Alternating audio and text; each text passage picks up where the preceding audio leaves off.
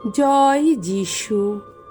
প্রথম পাঠ প্রবক্তা এজিকিয়েলের গ্রন্থ হতে আজকের বাণী পাঠ 18 অধ্যায় 21 থেকে 28 পদ। ভগবান পাপীর মৃত্যু চান না, তিনি চান যেন তার মন পরিবর্তন হয়।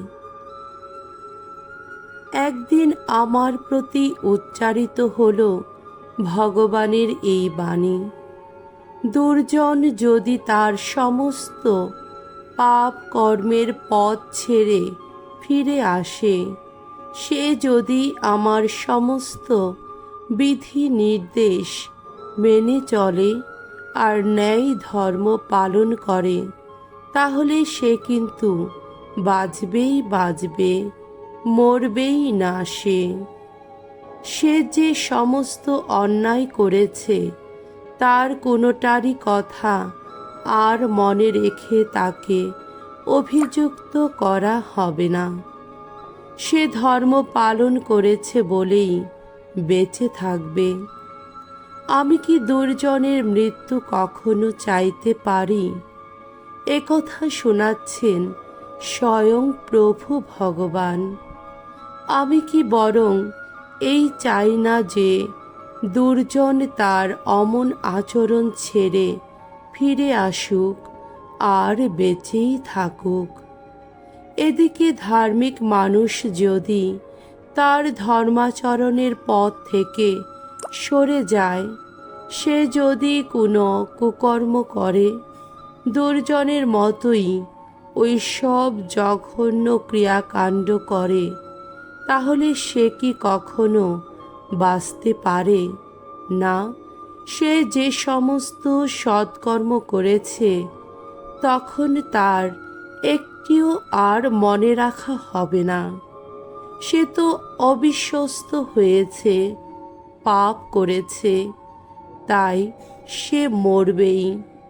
তবু তোমরা কিনা বলে থাকো ভগবানের আচরণ অসঙ্গত। তাহলে শুনো, ইসরায়েল বংশের মানুষেরা, সত্যি কি আমারই আচরণ অসঙ্গত? বরং তোমাদেরই আচার আচরণ কি অসঙ্গত নয়? কোনো ধার্মিক মানুষ যদি তার ধর্মাচরণের পথ থেকে সরে যায়, সে যদি কোনো কুকর্ম করে আর তাতে মরেই যায়, তাহলে সে তো তার সেই কুকর্মের জন্যেই মরে।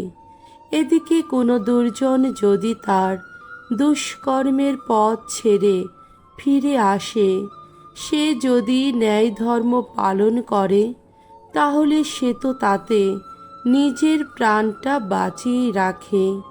সে তো ভেবে চিন্তেই তার আগেকার সেই সমস্ত অন্যায়ের পথ ছেড়ে ফিরে এসেছে, তাই সে বাঁচবে, মরবেই না। সে প্রভুর বাণী।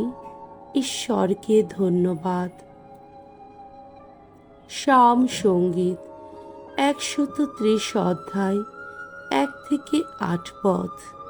ধু প্রভু, যদি আমাদের দোষী করো তুমি, তোমার সামনে কেই বা দাঁড়াতে পারে? ওগো ভগবান, অতল থেকে ডাকছি তোমায়, আমারই ডাক শোনো।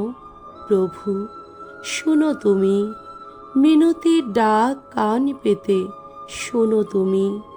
ওগো ভগবান, যদি তুমি ধরো মানুষের অপরাধ, তাহলে তোমার সামনে কেই বা দাঁড়াতে পারবে প্রভু? কিন্তু তুমি তো নিত্য ক্ষমার আধার, তাই সকলেই তোমায় এত শ্রদ্ধা করে। ভগবানের পথ চেয়ে আছি আমি, প্রাণটা আমার তারই পথ চেয়ে আছে, তার বাণীতেই আস্থা রেখেছি আমি। প্রহরী যেমন প্রতীক্ষা করে কখন সকাল হবে, ব্যাকুল হয়ে ভাবে কখন সকাল হবে, তার চেয়েও তো ব্যাকুল হয়েই প্রভুর জন্যে প্রতীক্ষা করি আমি। হে ইসরায়েল, ভগবানই আস্থা রাখো। ভগবান, আহা, করুণা নিধান তিনি, ত্রাণ শক্তির অমেয় আধার তিনি। যত অন্যায়, যত অপরাধ থেকে ইসরায়েলকে তিনি একদিন মুক্তই করবেন। বাণী বন্দনা। প্রভু যীশু, জীবনময় ঈশ্বরের একমাত্র পুত্র, ধন্য তুমি। তোমরা দূরে ফেলে দাও তোমাদের যত পাপের ভার। এক নতুন মন, নতুন প্রাণ গড়ে তোলো আজ নিজেদের অন্তরে। প্রভু যীশু, জীবনময় ঈশ্বরের একমাত্র পুত্র, ধন্য তুমি। মঙ্গল সমাচার। মথি রচিত মঙ্গল সমাচার 5 অধ্যায় 20 থেকে 26 পদ। যজ্ঞ বেদীর সামনে নৈবেদ্য রাখার আগে ভাইয়ের সঙ্গে পুরনো সদ্ভাব ফিরিয়ে আনা চাই।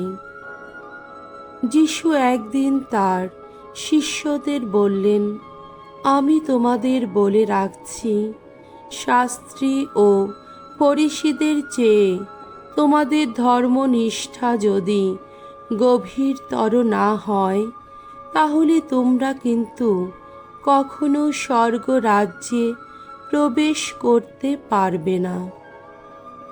তোমরা শুনেছ যে প্রাচীন কালের মানুষদের এই কথা বলা হয়েছিল, হত্যা করবে না, যে কেউ হত্যা করবে তাকে তার জন্যে বিচার সভায় জবাবদিহি করতে হবে। কিন্তু আমি তোমাদের বলছি, যে কেউ নিজের ভাইয়ের ওপর রাগ করবে তাকে তার জন্যে বিচার সভায় জবাবদিহি করতেই হবে। আর ভাইকে যে অপদার্থ বলবে তাকে তো মহাসভাতেই জবাবদিহি করতে হবে। আর যে তাকে পাষণ্ড বলবে তাকে নরকের আগুনেই জবাবদিহি করতে হবে। কাজেই তোমার নৈবেদ্য যজ্ঞ বেদীতে উৎসর্গ করতে গিয়ে সেইখানে যদি তোমার মনে পড়ে যায় যে তোমার বিরুদ্ধে তোমার ভাইয়ের কোনো অভিযোগ আছে, তাহলে সেখানে যজ্ঞ বেদীর সামনে তোমার নৈবেদ্য ফেলে রেখেই ফিরে যাও। আগে ভাইয়ের সঙ্গে পুরনো সদ্ভাব ফিরিয়ে আনো, তারপরেই এসো তোমার ওই নৈবেদ্য উৎসর্গ করতে। কেউ যদি তোমার বিরুদ্ধে মামলা করতে যায়, তাহলে তুমি আর দেরি না করে তোমার দুজনের আদালতে পৌঁছাবার আগেই সমস্ত বিরোধ মিটিয়ে নাও। নইলে তোমার প্রতিপক্ষ কিন্তু তোমাকে বিচারকের হাতে তুলে দিতে পারে। তখন বিচারক তো তোমাকে তুলে দেবে প্রহরীর হাতে, আর শেষে তোমাকে কারাগারেই যেতে হবে। আমি তোমাকে সত্যি বলছি, শেষ কড়িটি শোধ না করা পর্যন্ত তুমি কিন্তু সেখান থেকে কিছুতেই বেরিয়ে আসতে পারবে না। প্রভুর মঙ্গলময় বাণী। খ্রিস্ট প্রভু তোমার প্রশংসা হোক।